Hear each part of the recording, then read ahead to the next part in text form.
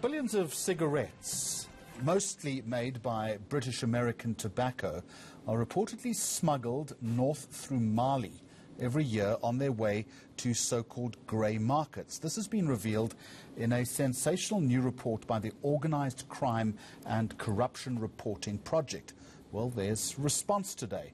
Locally, the Fair Trade Independent Tobacco Association is calling for further investigation into these allegations.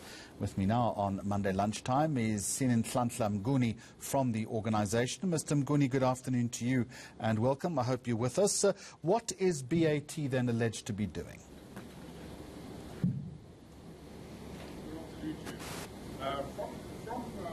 From our reading of the report, it seems that British American Tobacco is accused of, amongst other things, oversupplying the country of Mali with an excess of 5 billion cigarettes, which is approximately 250 million packets of cigarettes, which of course are then smuggled into the surrounding areas around West Africa, the West African region.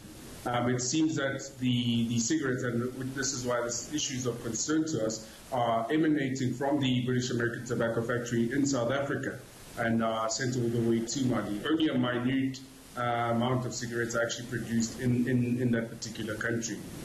Do we know what the money then is being used for? We do not know, and of course this is why we are asking for an investigation to be conducted, particularly given the fact that these cigarettes are manufactured in South Africa for export to that country. There does not seem to be a statement forthcoming from the manufacturer implicated, and it is quite concerning, particularly in light of the fact that they've been very vocal in the past on these similar allegations when they are leveled against competitors. So we find their silence quite confusing, given that they have been an advocate and a strong one at that against the illicit trade in cigarettes, and in particular of late against the issue of smuggling. So to hear allegations that they are now partaking in the very same thing that they seem to be speaking out against is nothing short of shocking to us.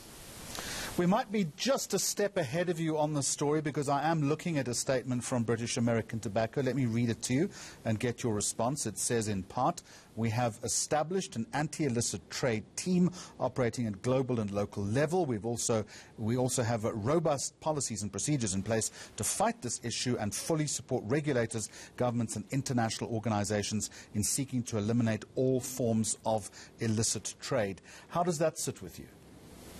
I don't think that statement addresses the issue. I think it's just a lot of hot air. It doesn't deal with the core issue here, which is the allegation of smuggling. It's very simple for anyone to simply issue a bare denial, which doesn't go anywhere towards addressing what the contents of the report suggest.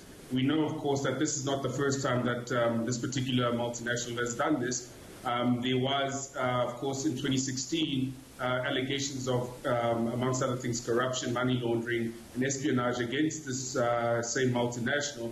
And they then initiated an independent investigation by a firm of lawyers, which to this date, no one knows what has happened. So again, we're simply seeing them sweeping this thing under the carpet by saying that they are advocates against the illicit trade, but that does not seem to be the case. And of course, there are many other allegations worldwide of a similar nature against this multinational, where some revenue authorities and governments have shown their teeth and actually fined this multinational in the past for, amongst other things, similar allegations to what they're being accused of here.